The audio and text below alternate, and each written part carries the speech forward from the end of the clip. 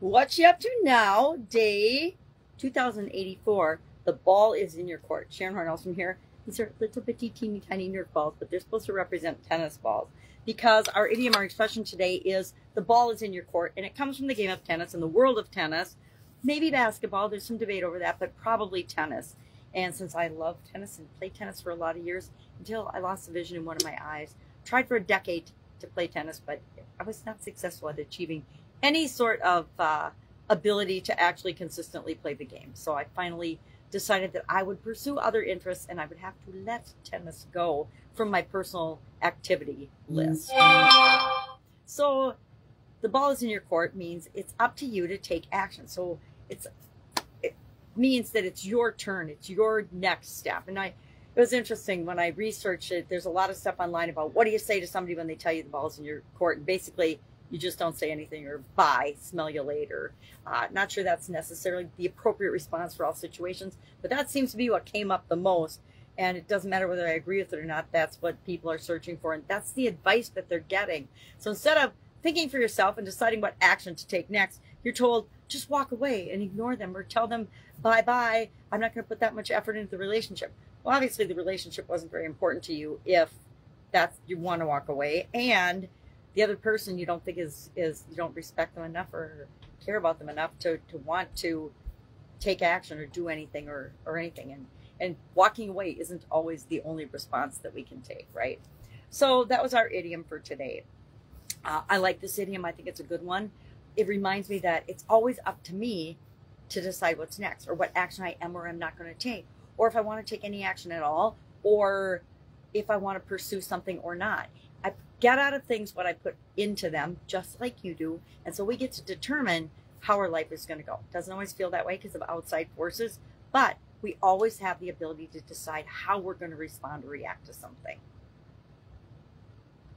Today is day 284 of the Get Your Goals Annual Challenge, and we're rolling into the SOAP framework starting tomorrow. So today I wanted it to be kind of an easy task. I'm actually getting ready to go on a trip, and so I have a lot of activities that I need to do around the house as well as to prepare and get ready for the trip, because I take my show on the road, right? I take and do my videos with me, and so I have to plan, what am I taking, what am I going to talk about, you know, what technology do I need to bring with me? And I really simplify, so I'll have like probably really poor lighting for a while.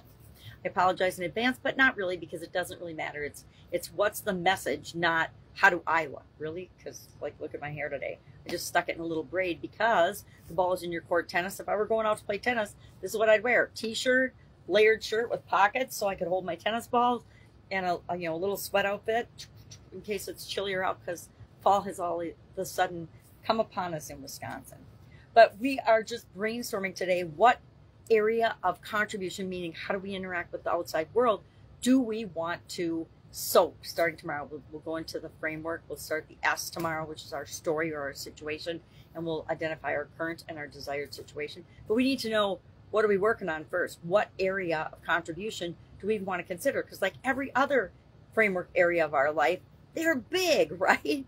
That's why we create a framework, is to try to simplify and add some structure to all of the crazy things that make up our life. Sometimes we think we're just this physical being, and we forget about our emotional and spiritual and financial and relationships and the other areas and aspects of our life, right? But we aren't. We are complicated, amazing human beings, and as such, there's a lot of things that go into making us who we are.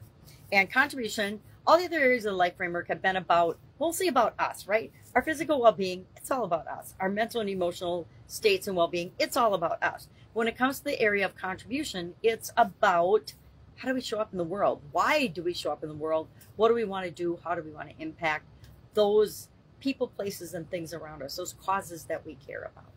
So that's it. That's all I've got today. Like I said, getting ready for a trip, and that always means I have to blow up my schedule and figure out, how do I keep doing the things that I've committed to doing, but do them in different areas and while traveling on the road. We're going on a road trip, and then making sure that the things I want to do actually get done.